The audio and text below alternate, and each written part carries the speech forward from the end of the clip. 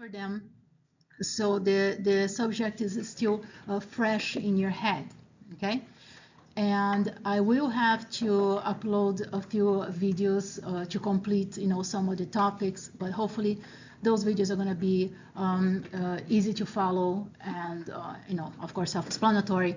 And as you notice, I also put some extra resources with videos like from Osmosis or from Lecturio, because I know those are very reliable and easy to understand platforms. But don't go crazy signing up for those services, because those are quite expensive. So I will give you whatever you need, okay? And also in the videos that I put up, I will also put some practice problems that you can just get you be a little better at answering the questions that are pertinent to the topics, okay? All right, so here we go at finishing up the complement system. Okay, so we do have some details that we need to go over for the complement system.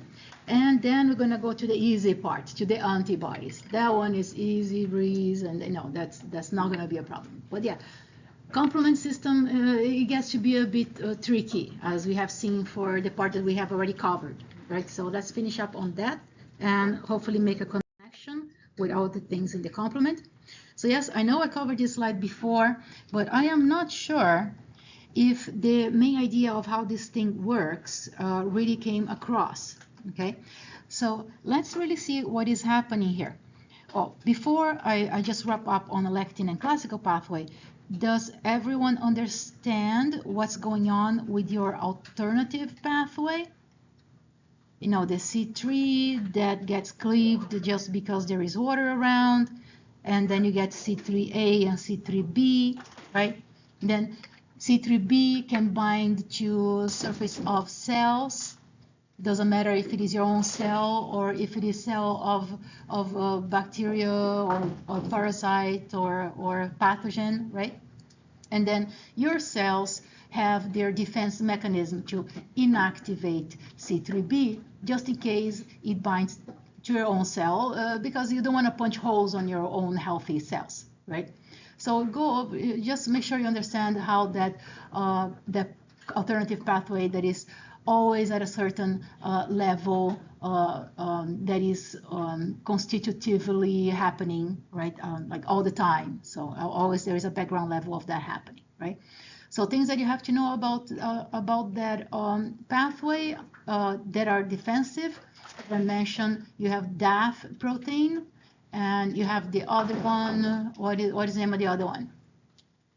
MCI, something like that, right? So you have two forms of protective proteins on the surface of your own cells, and those are going to inactivate C3b, right? And then you also have some other floating proteins in the plasma, but I didn't cover that much. That's what the part that it starts to get into a lot of details, right? So I'm trying to minimize the details. So that was your alternative pathway. Now, when you looked here at the lectin pathway, which is basically these two strange octopus, a sextopus, right? It's not octopus, it has 6 legs. And so lectin pathway, and then this one here is part of your classical pathway, right? So there are things that these two systems have in common, right? When you look here at the lectin pathway, you do have 2 molecules that are constitutively expressed, right? So that means your body is going to produce them, right? Usually the organ responsible for producing those molecules is the liver, right? So here you have ficillin, that is this strange looking sextopus, right? And then you have mannose binding lectin, right? Lectin is something that's going to bind, is a general name of a protein that binds carbohydrates. So these are both lectins, right? And then you compare it here to this C1q that I call strange looking cucumber, just because this is a C1q, it makes you remember it a little easier, right? A little better. This guy here is going to connect to the adaptive immune system. Okay, so this here is going to be part of innate, and this here is going to be part of adaptive. But the mechanism of activation is very, very similar between these two types of molecules. Okay, so look here at these guys, at these lectins that are going to interact with carbohydrates at surface of pathogens. Well, mainly it's going to target the pathogens because if you look at the surface of your own cells, you are not going to have as many patterns that can be recognized by those legs, right? So the trick here, that is an innate defense of your own cells, is that your cells are not going to have repeating patterns that are close together. And in order to activate those strange looking things, you need at least two of them that get bound to the pattern, two patterns, okay? Why is that the case? Well, because here, so here is, this part is the upper part, okay, of my arm. This is the upper part. And here are the fingers. Pretend I have 6 fingers, okay? There's one invisible finger back there, okay? So this thing is floating around just like this. Okay, it's floating around kind of in a flat situation here, kind of like a helicopter with flat helices, okay? So what happens when it finds a pathogen? So here is my bacterium. So bacterium has those, what do you call them? PAMPs, right? So PAMPs all over. So here is going, this thing is going to come here and is going to say, ooh, I want to bind to it. Well, at least 2 of them, right? So then look what happens. From a flat position here, from a flat conformation, this thing goes and binds. So something changes. Okay, you have a change in the configuration, in the conformation, the 3D of the molecule. When that thing changes, and of course this thing is not going to have only 2 PAMPs, it has several, so let's say like all 6 of them will bind, okay? So when the thing changes, something happens to this part here of the molecule. Now, associated with this part, okay, of the arm of the molecule, you have these 2 types of proteins that are the same here. So we have MASP1 and MASP2, and that stands for mannose associated protein. Okay, mannose associated protein. So these guys here, if your lectin is in that flat configuration, those guys are not going to be activated. But once it changes configuration, that is what activates those 2 molecules up there. Okay, those MASPs. So for your lectin pathway, those MASPs can get can start cleaving things. So what is it that those MASPs are going to cleave? Do you remember what they are?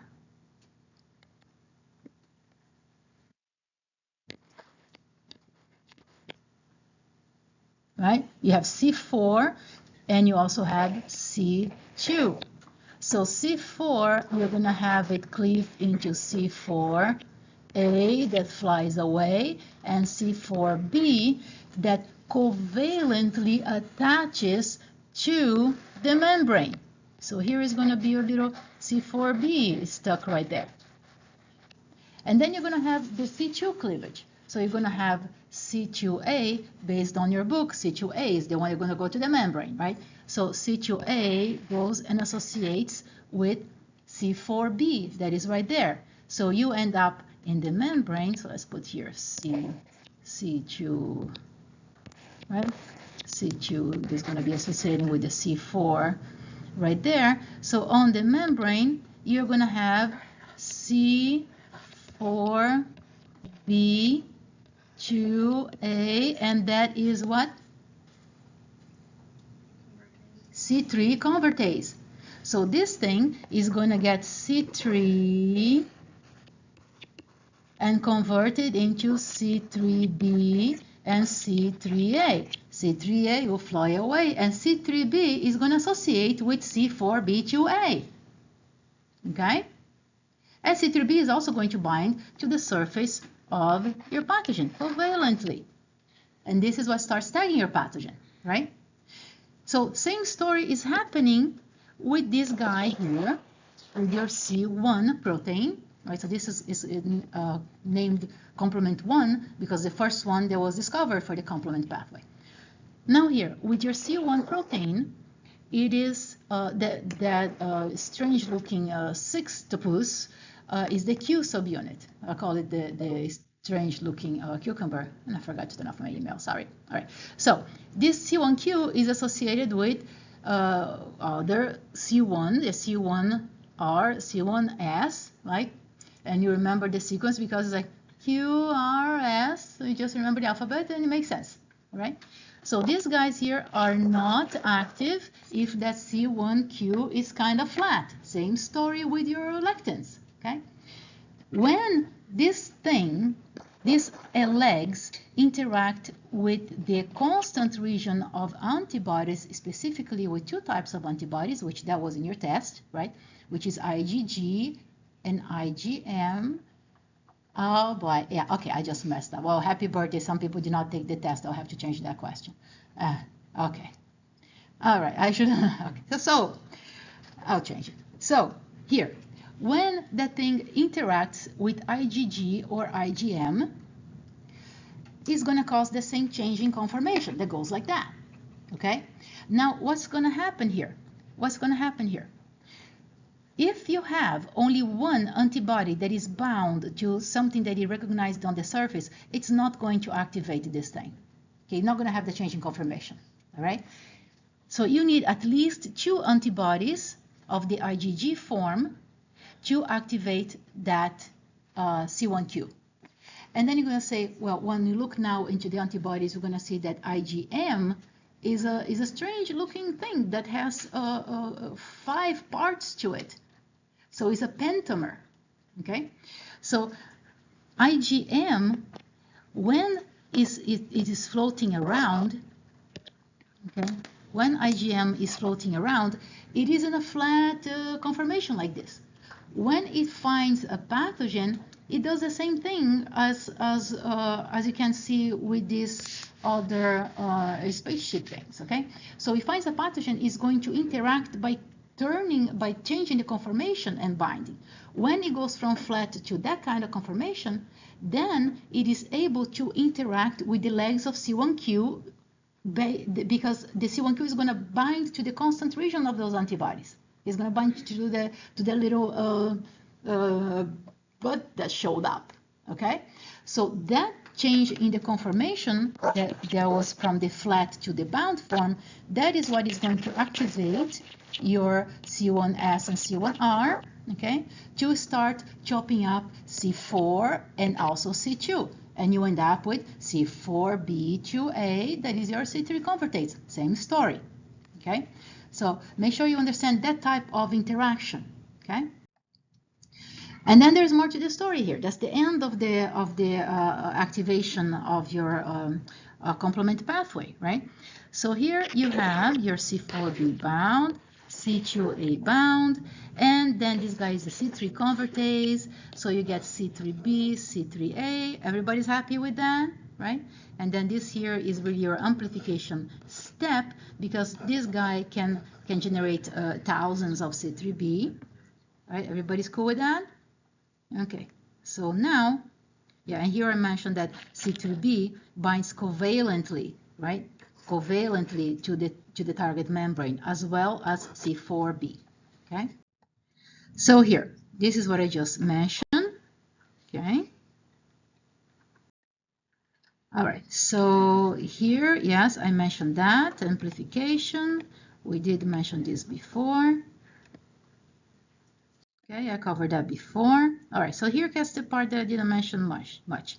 I did mention C3b is opsonin, right? So this opsonin is going to bind to some jelly-like capsule on some pathogens, right? And this is going to make phagocytosis of the pathogen a bit easier. Now look at this guy here. When your C3 convertase converted C3, the C3b part associates with the C4b and C2a. So this new association here is going to make a new enzyme, okay? This enzyme is made up of 3 parts. So here it is, C4b, C2a, C3b, okay? C4b2a3b. That is your C5 convertase. Okay, so it's going to be to the end part of your complement. Now what's going to happen? Here is your C5 convertase. What is that thing going to do? If you have to guess, what do you guess? Convert what? C5. It's going to convert C5. It's right in the name. It's a C5 convertase. It's going to get C5. It's going to chop a piece out of it. C5b is going to bind.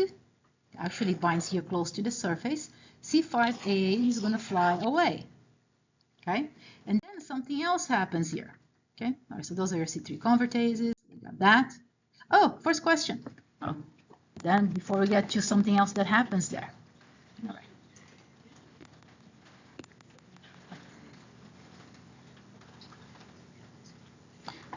Okay, the question is, which is the first event that takes place for activation of the classical pathway?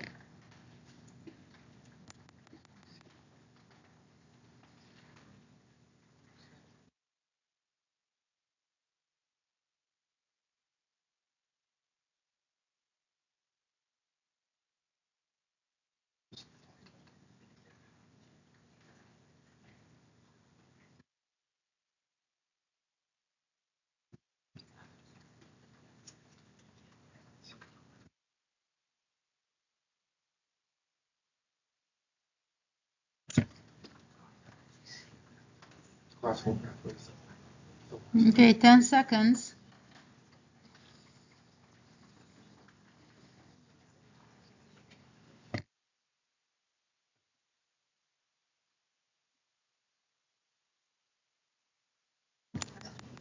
Okay, what is your answer? It's D.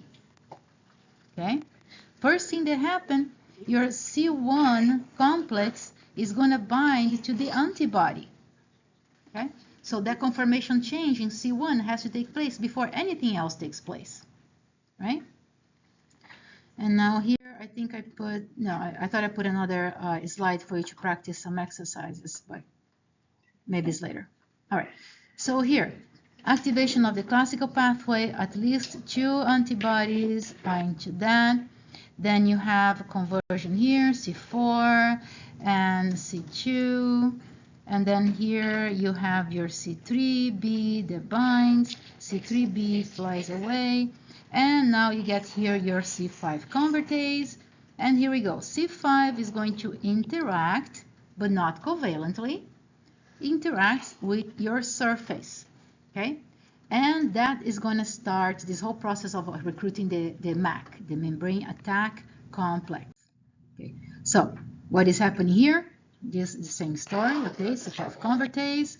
And here, this thing here, okay, so let's see here. When you get C5 that interacts with the surface, okay, C5 that is bound is going to call on C6 that is going to stabilize the interaction of C5 to the surface, and then C6 is going to interact with C7 and C8. Now C6, 7, 8, they don't get cleaved, okay, they just interact with the C5b, okay, C5b, okay? Once you have this interaction of C5b, C6, 7, and 8, this is enough to punch a hole on the membrane, okay? It's a little hole, but it's enough to punch a hole in the membrane. And remember that you had amplification of this cascade at the C3 convertase session. So it's not like you're going to get only one little hole. You're going to get a bunch of holes punched in this membrane, okay? So basically, these guys here can kill the target without that other protein that is a C9. Okay, but if you have the formation of these guys here, they are going to call on C9 to come along and make bigger holes on the surface of the membrane, of the pathogen, okay? So this tube here, this hole on the surface, is made up only of C9 molecules that do this self-assembly. They just get together on their own, Okay, once they see this thing over there, they get together on their own and they're going to punch a hole on the cell surface. Okay, so here, C9 gets recruited and makes the pore. Okay, so that's the membrane attack complex, and that is important to kill bacteria, but especially gram-negative bacteria. Okay, we're going to talk a little bit more about that. Okay, now look at this. Your cells can be attacked by this complex, but you have another level of protection here. You have a protein that is called protectin. Thank goodness, something that makes sense. I mean, what else can you call a protein that protects you, right? So you see, protectin, of course. I mean, you can try to remember CD59, but that doesn't make sense to me. Protectin does, all right? So if I ask you something on the test, you think about protectin, and I'm not going to ask CD stuff, okay? So this protectin here blocks the formation of the bigger hole, okay? So blocks C9 from interacting, okay? You also have other safety mechanisms to avoid this little punching needle over here, but I'm not going to get into that. But you do have other protection as well, okay? We'll keep it simple, all right? So everybody's cool with that? Okay. All right, now this is from your book showing the association of C5 to the membrane, then C6, 7, 8, 9, and then here is 9, 9, 9, 9, 9, 9, 9, 9, 9, all around, and the 9s are the ones that make the bigger holes, right? They make the pore on this membrane attack complex. All right, so different functions of this complement system, right? You're going to tag pathogens for them to be killed, right? You're going to also have defense systems not to attack yourself, right? But basically here, three main functions of your complement system. So one is innate immune system defense, right? Especially lectin and alternative pathway. Then you have this interface between the innate and the adaptive immune system. And we have seen the first part of it when you look at the need of those antibodies for the classical pathway. You're only going to get antibodies after you activate your adaptive system, okay? So that's the first part we looked at already. But there are other ways that this thing activates the adaptive system. We're going to see next, okay? And this thing, the complement is also helpful to clean up the reaction, clean up the whole attack after the pathogen is dead. So it helps to clear up or in the contraction phase of that response. Okay, so three things this thing is important for. So merely the complement is complementing, is allowing innate immune system to complement the adaptive system. Okay, so it's in between both of them. All right, so important parts of the complement system that are going to activate some cells. So here you have C3A. Remember the part of C3 that flew away? It just doesn't fly. I mean, the function is not just fly away. You gotta have a function, okay? So here is a function of C3A. It's going to interact with receptors in mast cells and also in basophils, and is going to cause them to dump whatever they have in the granules, right? It's going to cause degranulation, okay? Now, C3b, we know is opsonization, right? And also is going to help later with clearing up immune complexes, but mainly like opsonization, right? And amplification stage. Now look at this, C5a, right? Remember there was one part of C5, there was the link between the initial and the last stage, right, of complement. So the C5a, the part that flew away, this thing is also important for mast cell and basophil degranulation, just like C3a, okay? Besides that, C5a is going to call on some white blood cells that are floating around in the blood, and those are your neutrophils. So C5a is going to call on neutrophils like the breadcrumbs of higher concentration, right, for neutrophils to get to that place and help with inflammation. All right, so C5a has these two jobs here. All right. And yes, we're going to see more of that. And here is a fun slide. Okay, so let's see here what happens with those pieces that flew away. We already saw the opsonization part of C3b. Okay, I didn't even talk about C3d. So here, C3b, we saw already opsonization, check mark. All right. So let's see here. C5a and C3a, as we mentioned, they're going to cause mast cell and eosinophil degranulation, right? Now, C5a is important for chemotaxis, okay? We already talked about the MAC, this guy over here. All right. Now, look at this other function of C3b. This is really cool, because C3b, we know, is important for opsonization, but the term opsonization means that it makes the target easier to eat by phagocytes, right? Besides that, C3b can tag the pathogen so that it can interact and serve as a bridge with red blood cells. Look at this. This guy here is a red blood cell. Okay? So the red blood cell has receptors that can interact with the C3b. And you're thinking, oh, I thought the white blood cells had the job to interact with pathogens. Oh yeah, they do. But look at this. Your red blood cells can also help. By interacting with tagged pathogen with C3b, the red blood cell is going to carry this pathogen bound to it, is going to carry it to a place where the pathogen is going to be destroyed. And that is usually in your liver. Okay? It could also be in your spleen. But just in case you don't have the spleen, the liver takes over that function. Okay? So the red blood cell is going to serve as this Uber guy that is going to bind the tagged pathogen and take it for destruction. Not a very nice Uber ride. Okay, but very cool function of the red blood cells. All right, and now you also have a part of C3 that was cleaved off.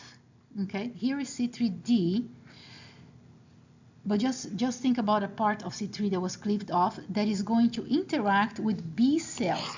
As we're going to see later, we're going to have activation of B cell on its own without the help of T cell. That's going to come later. But keep in mind that a piece of the complement system of C3 is going to be important for B cell activation. Okay? And you do have a lot of other things that those pieces are playing, but we keep it simple, right? All right. So here, what is it that's going to interact with those bound forms or not bound forms, right? So here you have CR1. What is that for? If you have to guess something, what would you guess? Complement receptor. Okay, CR is for complement receptor. So I want you to have two of those in mind, CR1 and CR2. That's it.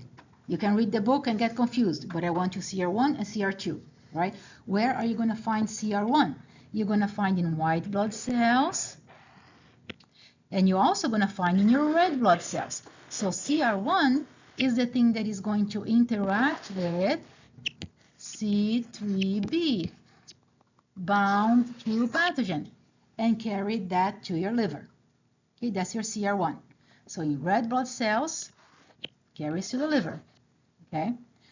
On phagocytes, your white blood cells, it helps with destruction. So that is your receptor in your white blood cell that is going to cause phagocytosis, easier phagocytosis. Right?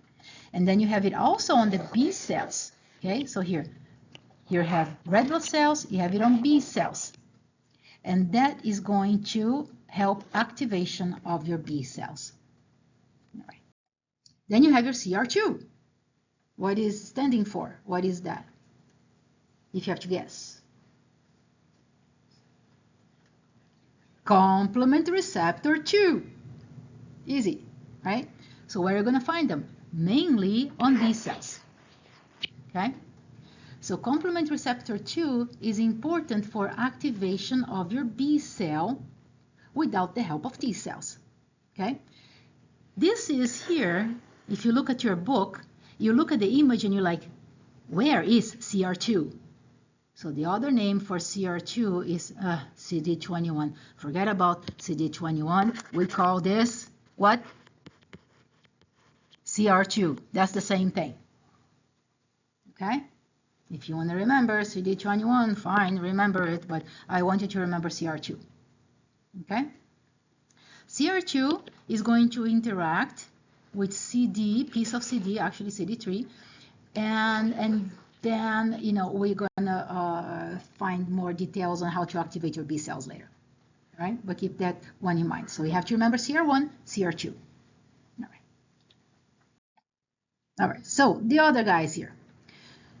We mentioned here C3A, and those were helping basophils and mast cells to degranulate. The formal name for that is anaphylotoxin. Okay? So these guys, the function of helping them to granulate, that function is called anaphylotoxic function. Okay? So degranulate those guys, this thing that floats away is anaphylotoxin. Now, they are also chemoattractants, right? So this function is chemotaxis.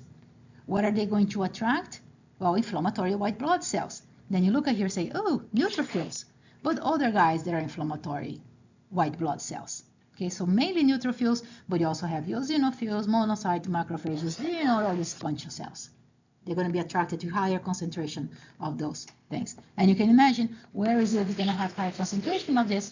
Well, where you had an invasion of pathogens and you activated the complement system. Okay? Everybody cool with that? All right. So here, this is from your book, right? Saying that when you have those white blood cells that are attracted and interacting with C3A and or C5A or both, right? Those cells are going to get to the site of wherever encounter of pathogen, and they're going to start inflammation. Well, because activating the receptor is going to allow those cells to dump inflammatory cytokines in the area. Okay, an example is going to be like interleukin-1 and histamine and stuff that is involved with inflammation. Okay. All right. All right. So the last part of that complement thing. So when you look at the lower number of complement proteins, so this is C1, C2, C3, C4. Okay. Those, you know, they're also involved in getting rid of your pathogen by opsonization, right? If you have a problem in genes that are producing those proteins, you're going to have a problem of your innate immune system, basically, okay? You also, because those are linking the innate to adaptive, you're also going to have a problem of your adaptive immune system. So you're going to have some issues with immune function. And basically, you're going to see a lupus type of disease in the person. Okay, so kind of an autoimmune type of disease. Okay, besides that, you're also going to have problems with the kidneys. Okay, so you're going to have chronic kidney disease. And on top of everything, you're going to be vulnerable to infections.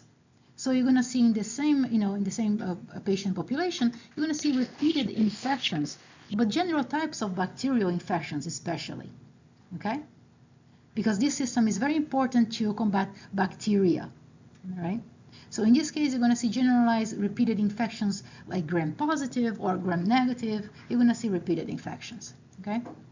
Now, if you have deficiency in any of the higher complement proteins, but not C9. So here, C5, C6, C7, C8, in any of those, remember, those are the ones that punch the holes before the MAC, right?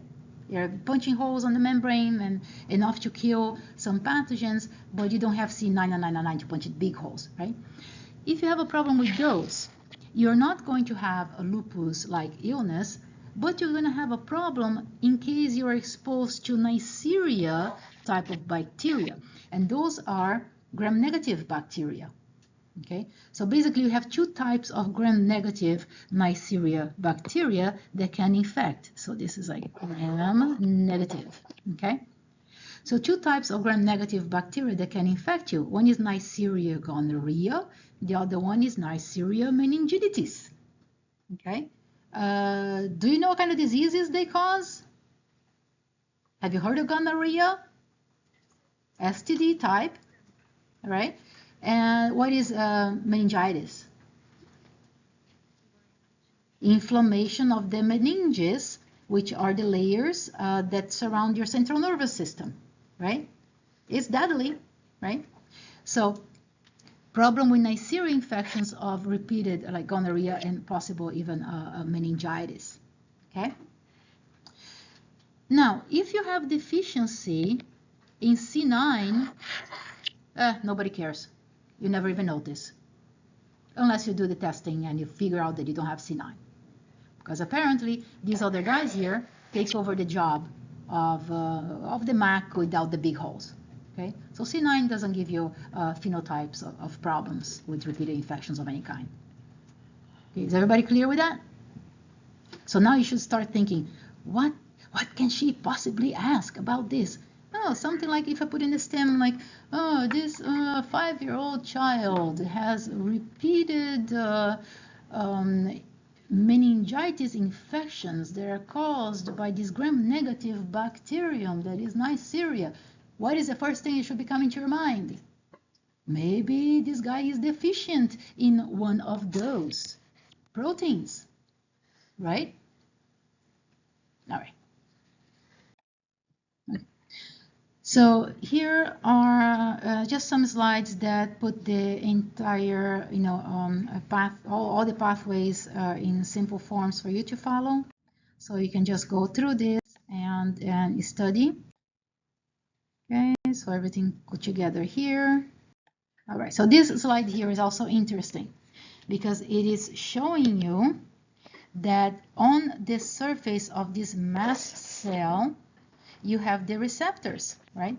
You have C5a receptor and you have C3a receptor, right? Remember what those things are doing? Like C3a is being chemotaxic, right? Chemotaxis.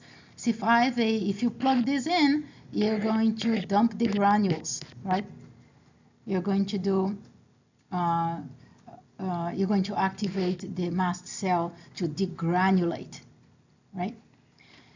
And what else you have here? Okay, this is very much explanatory here. Okay.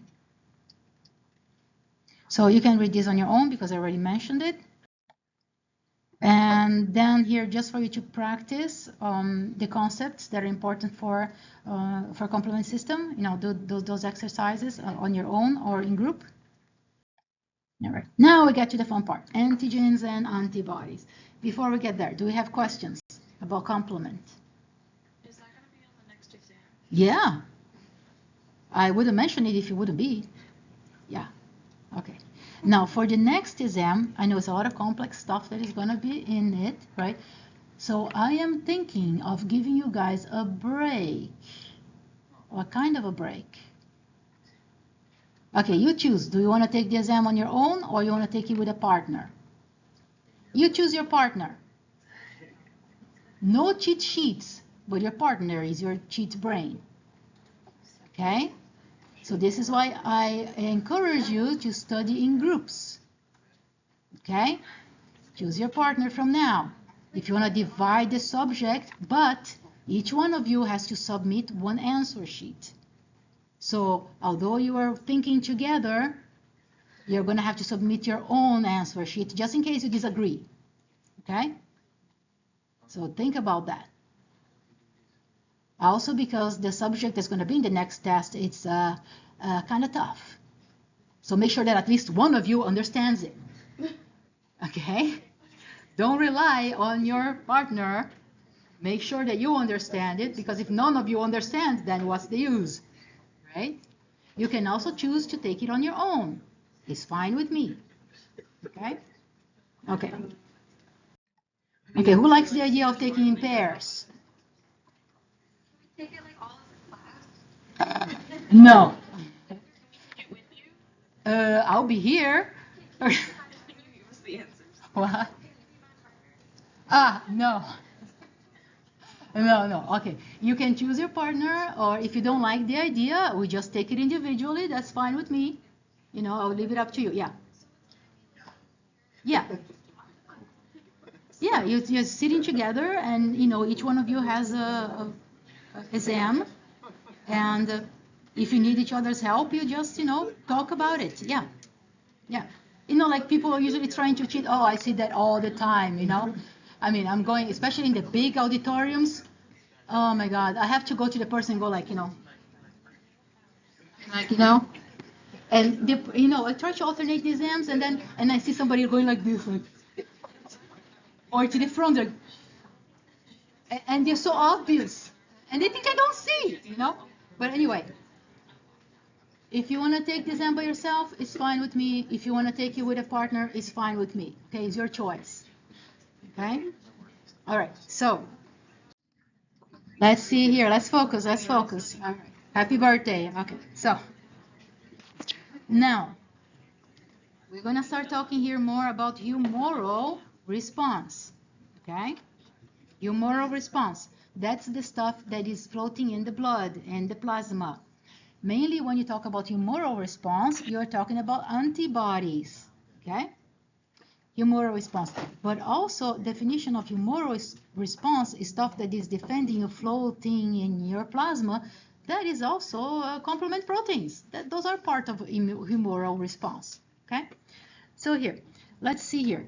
Immunity provided by bodily fluids. Okay? And a lot of those are secreted antibodies. Okay. So you have to know what the antibodies look like and the functions of the antibodies, including, of course, those effector functions. So here it is, effector function of the antibody. Now, don't get upside down saying, oh, next exam is easy. Why am I going to allow you to take it in pairs? Because it's not easy. Can you make it easy? I try. It's the nature of the subject, you know, not my fault. Okay. All right. So here, effector functions of the antibodies. What can the antibodies do? First thing, put in your minds, the antibodies are not going to directly kill anything. Okay? But they're going to indirectly cause death. Okay? So here we go.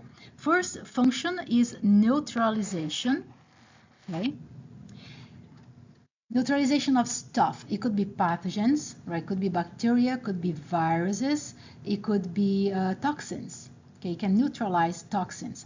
And what this means is that when the antibodies bind to their target, they will block the target from interacting with the receptor in your cells.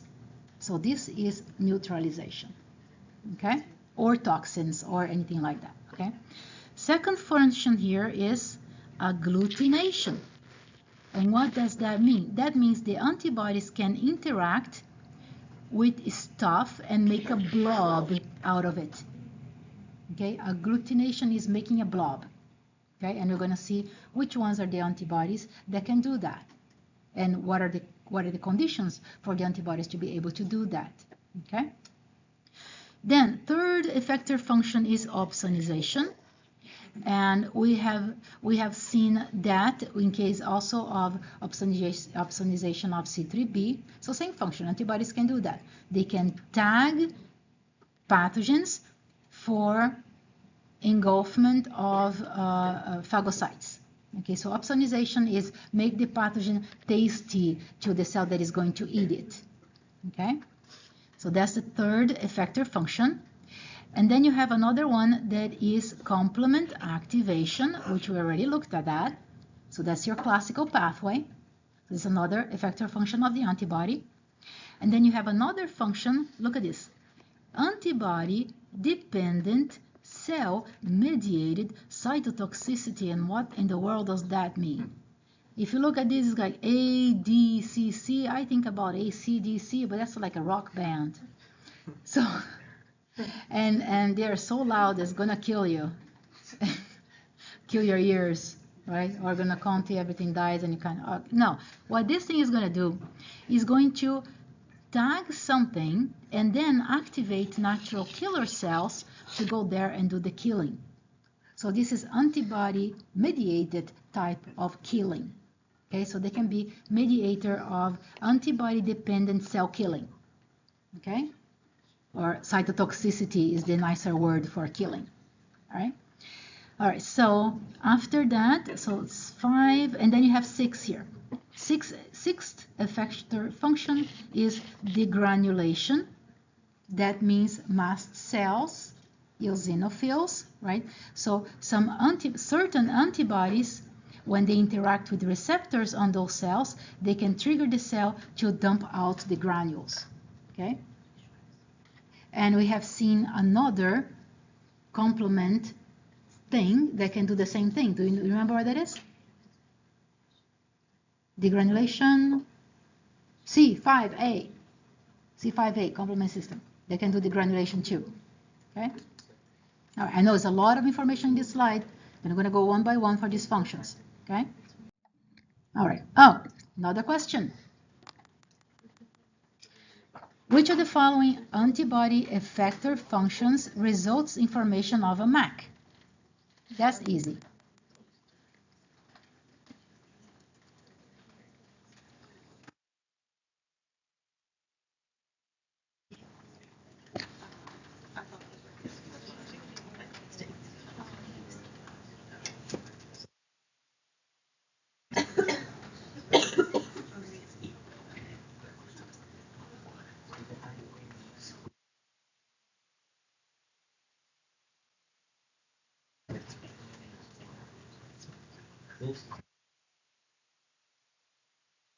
What is a MAC? Not a Big Mac, although that can be killing too. Okay, 10 seconds.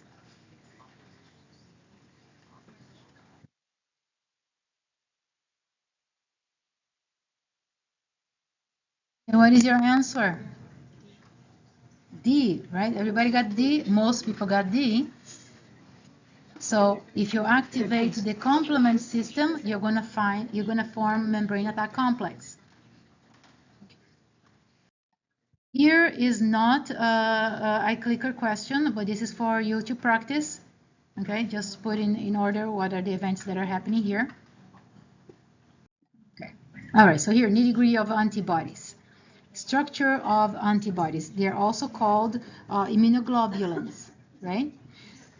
So here, you have, when you look at the antibody, although this is a very, very crude depiction of an antibody, you're going to have 2 big chains and 2 smaller chains.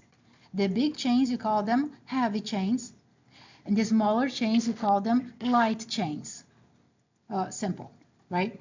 The 2 big heavy chains are connected by covalent bonds through a disulfide bond. Okay, so there's sulfur here, so this is a disulfide bond. And then when you look at the light and a heavy chain, you also have disulfide bonds that are connecting those 2.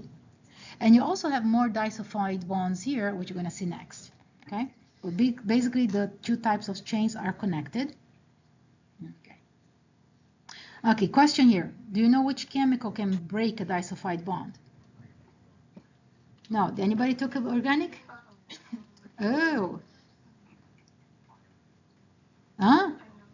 Is it one of the things from genetics with the dimers, the thing that brings that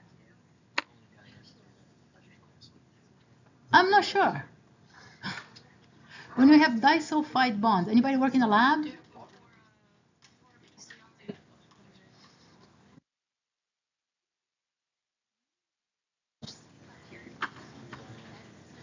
Oh, okay. Who has worked in a lab here? No. Okay. Anybody did protein studies and you denatured the protein? Breaking disulfide bonds? No? Oh, you missed all the fun. So there is this chemical called dithiotritol, DTT. That thing smells like whatever the skunk produces when it's scared. Anybody smell skunk before? Yeah. No, you don't want to. It's bad. Like skunk fart, it is bad. Like rotten eggs kind of thing, right? Worse. All right. Dithiotritol, DTT, that's one thing I can break. I'm not going to test you on that just to know if anybody took organic and if you still remember it. Okay. All right. Not relevant here. Okay. So, what else is making here antibodies, right? So, for both of your light chain and heavy chain, you have different parts for it. You have one part of those chains that is constant. So this part doesn't change once your antibody is produced. And then you have another part that is called variable, okay? So you have variable regions, you have constant regions. So let's see here. Variable regions, those are the parts that are going to bind to the antigen, whatever the antibody is going to recognize, okay? So this two things here, one heavy, one light. This is going to recognize an antigen, and this is going to recognize the same antigen because these two things are the same. Okay? The constant region, this is what is going to tell the antibody what kind of effector function it can have. So the constant region is going to tell you what type of antibody that thing is going to be. Okay? So you have variable regions and you have constant regions. Okay. So when you subdivide antibodies into fragments by using some kind of enzymes that cut them like right at the neck here, okay? So you end up with one big fragment and another fragment, okay? The fragment that is made only of constant region is called fragment of constant region. So this fragment FC, okay? The fragment that ends up binding to stuff, that's the fragment of antibody, the FAB fragment that binds, okay? Fragment that binds to stuff, okay? So you have two fragments, FAB, and you have the FC fragment. Again, the FC part is a part that is going to dictate what kind of antibody this thing is going to become, okay? All right.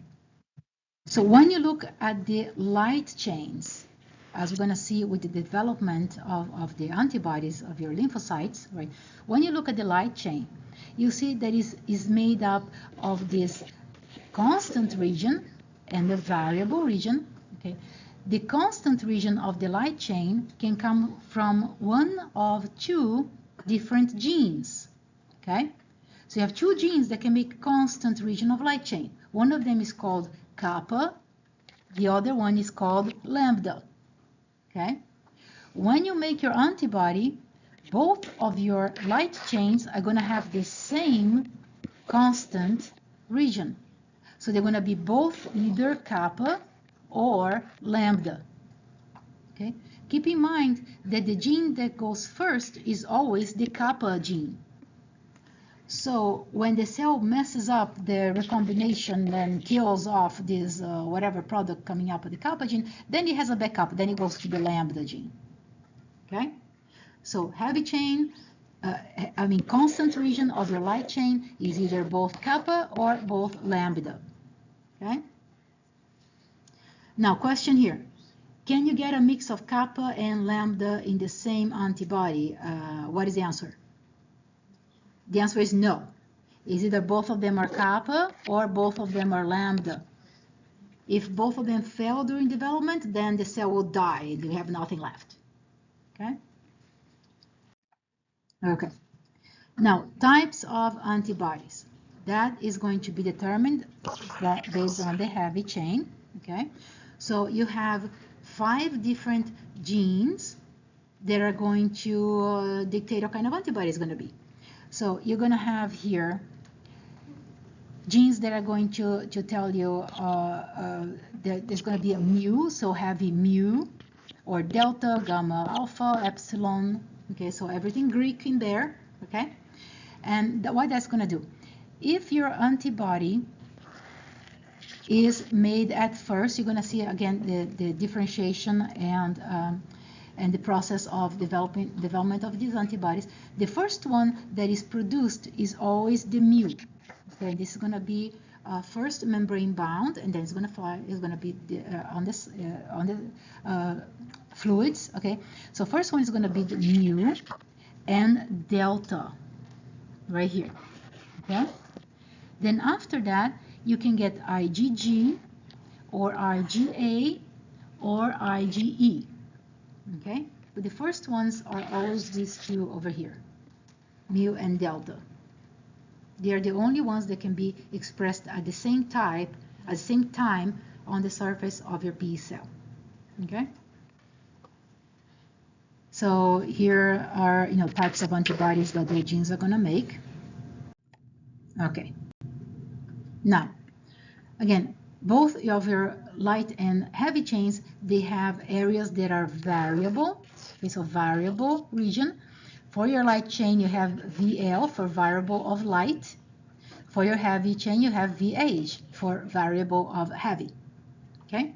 Again, that is the type of region that's going to bind to antigen. It's going to recognize something. Okay? For your constant region, look at this. For your light chain, you have only one domain of constant region. Okay? But for the heavy chain, you can have 3 or 4 different domains that make that heavy chain. Okay? So if you have type of antibody that is IgG, IgA, or IgD, then you're going to have 3 domains. If you have type of antibody that is IgM or IgE, then you're going to have 4 domains. We're missing the 4th domain right there. Okay? So you can draw here. Okay, 4th domain, CH4, for those guys over here. Okay? Okay, everybody cool with that? All right. So here, looking at the light chain, okay, you're also going to have some structures here on the light chain. They're going to keep it in place. So you do have intra-chain disulfide bonds right there, okay? So when you look at those disulfide bonds, those are inter-chain between 2 different chains. When you look at these disulfide bonds, those are intra-chain between the same chain, okay? So here you have intra-chain. Also heavy chain has intra-chains, disulfide bonds, okay? And then, okay, remains the interchain. Now look at this. When you look at the heavy chain, there is this part right there that makes a little elbow between the smaller part, that's your FAB fragment, right, and your bigger part, that is your FC fragment. This little elbow right there is called a hinge region, and that's what it does. It bends. Okay, so if I am the body, like, okay, my legs, am I blowing the time? Okay, so, okay. My legs are the constant regions of my heavy chain, okay, and here my arms, I have the light chain and part of the heavy chain, but I have here the variable domains, okay, so 2 binding sites for variable domains, okay. Now, this, like the way this antibody is looking over here, this little elbow here is like my armpits, so it allows the antibody to do this. Okay, it can bend and adapt to look for antigens that it needs to bind to. Okay, so that hinge part is the flexible part of the antibody. Okay. Okay. So here we're saying, are these domains flexible? Yes, so here's your hinge region, and where you're going to find it is between your constant heavy region 1 and constant heavy region 2. This is always where you're going to find your hinge domain. Okay? You see why now I'm going to allow you to take exam in pairs? It's a lot of details, and it gets worse. All right. I'm warning you. All right. Okay. So, but so far so good, right? Simple, I hope. Okay, all right. So where is it that you're going to find a binding to antigens? Is going to be in the variable regions. Okay? So you have two domains here that are going to allow binding to antigen. Now, these things are immunoglobulin domains. Question here, are they unique for antibodies? And the answer is no. This immunoglobulin domain is a way that proteins fold, and you can find them in several proteins, in several other proteins, right? When you look at the variable region of these immunoglobulin domains, you're going to find certain areas that are more variable than others, okay? So those areas, they're called complementarity determining regions, or CDRs. So you have specifically three areas: CDR1, CDR2, and CDR3. And those areas are very, very important for differentiating what kind of antigen this thing can bind. So these things, when you have change in the DNA sequence, those are the parts of the domains that are going to be mostly changed in order to adapt for binding to all different types of antigens. Okay?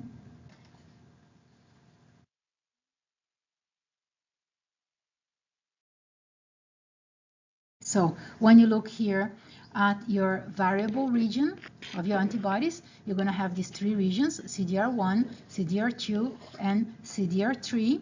And really, that is what's going to give specificity to your antibody. Now, this is going to be the same as that, the CDRs, and these CDRs are going to be the same as that. Okay, they're going to be copies of each other. Okay. Now, different types of antibodies. Okay. So you have some antibodies that are lonely. So those are called the monomeric antibodies. That means this is what you get. That's it. Okay. So what are the monomeric antibodies?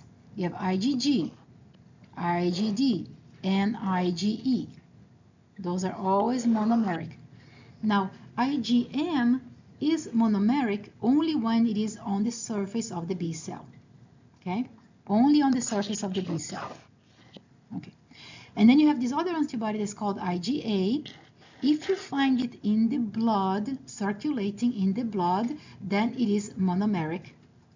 But if you find it in your gut or in mucosal membranes, then IgA becomes dimeric. Okay? So monomeric in circulation, but dimeric in secretions and also in mucosal tissue. Okay? And keep in mind, IgA is a very important antibody that is secreted in breast milk.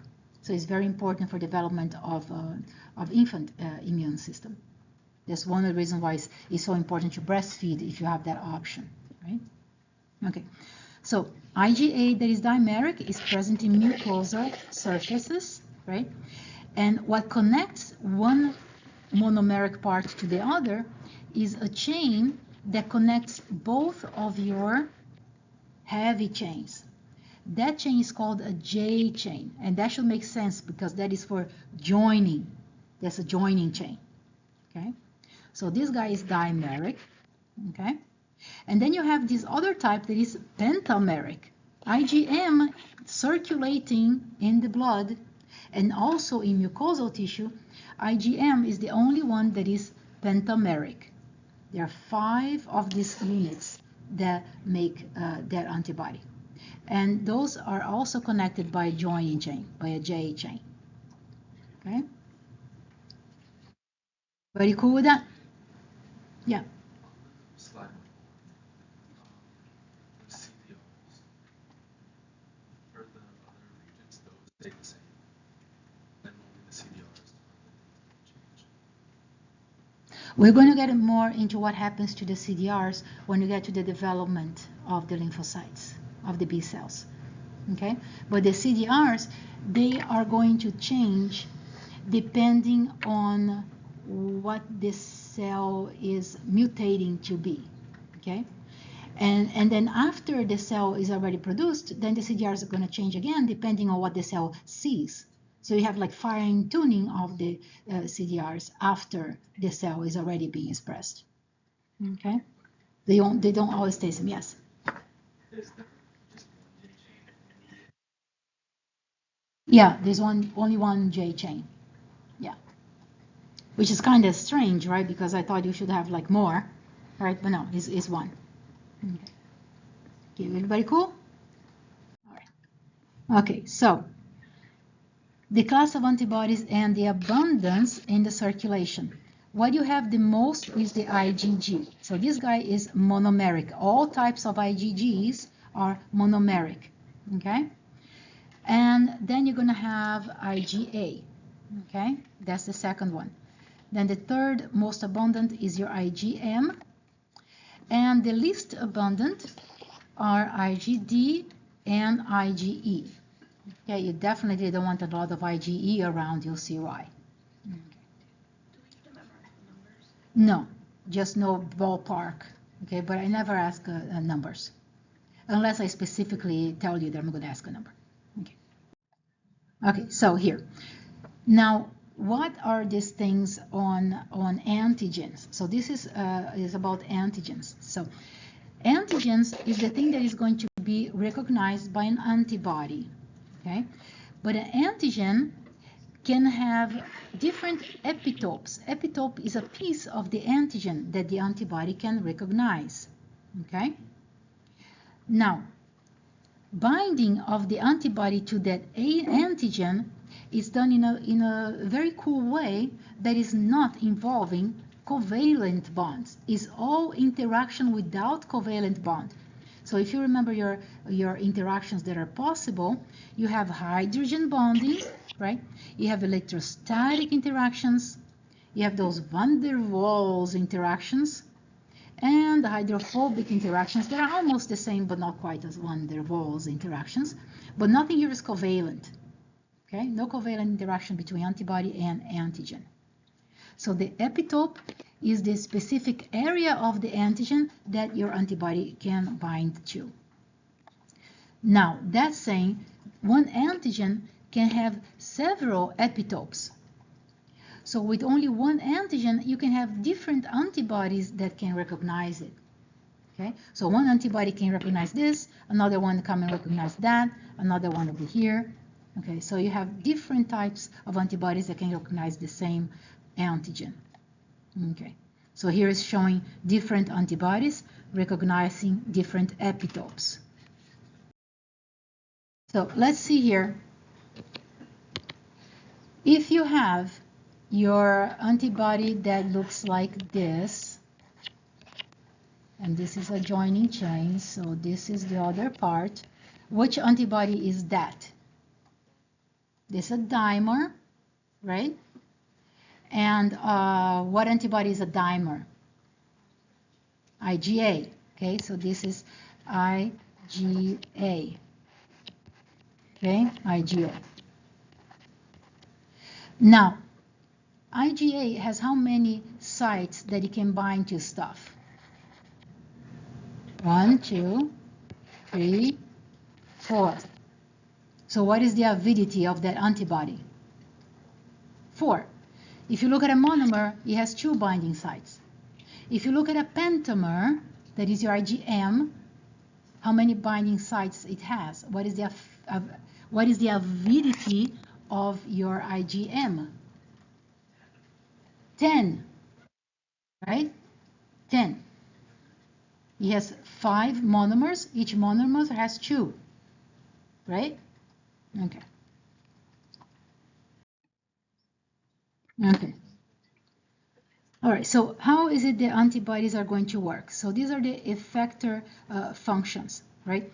So first thing they can do is they can do the opsonization, right? And we already looked at how that works with the complement system. So if the antibody binds to a pathogen, is tagging the pathogen for some phagocyte to go in there and interact with the Fc portion of that antibody and then eat up the pathogen, okay? Now, antibodies can also help to clear up pathogens, just like the complement did. So here you have antibodies that bound to pathogens, and now look at this. You have receptor on your red blood cell that can interact with the Fc portion of the antibody. Same story as the complement, right? So this thing can interact, and then it can carry this thing, this antibody-antigen complex, all the way to be cleared. Where is it going to be cleared? In the liver or in the spleen, wherever the blood gets filtered. Okay? So this is the same type of situation. Is going to carry that thing to be cleared. Okay. So here another function of your antibody is antibody-mediated cellular cytotoxicity, ADCC. So what's going to happen here? You have your natural killer cell that recognizes the Fc portion of an antibody and kills the cell. We're going to see how it kills the cell later. Okay, so this is ADCC. And what else you have here? Of course, activation of the complement. We have seen that before. And this thing is cool too. That is mast cell degranulation. Yeah, we have heard that too with some pieces of a complement like C5a, right? Mast cell degranulation. What's going to happen here? Antibody binds to something, and depending on the antibody type, which here is IgE, IgE is going to bind to parasites, more specifically like worms, helminths, okay? And that the Fc portion of the IgE is going to interact with mast cells that are going to get there and dump toxins to kill the pathogen. Because usually the pathogen is a lot bigger than the cell can digest. Okay, so it has to use chemicals to try to kill the pathogen. So this type of mast cell degranulation is really a job for IgE. Okay? All right, so here, functions of your different types of antibodies. Okay, so you can read through here and see which type of antibody works to do what kind of job. Okay, and I have mentioned all of those. IgE is mainly for defense against parasites like helminths. Okay, and yeah, I know I'm going. Oh, and this is the last slide, which is the antibodies poem. Anybody want to kill it? I mean, read it? All right, you can read that on your own. And that's the end for today.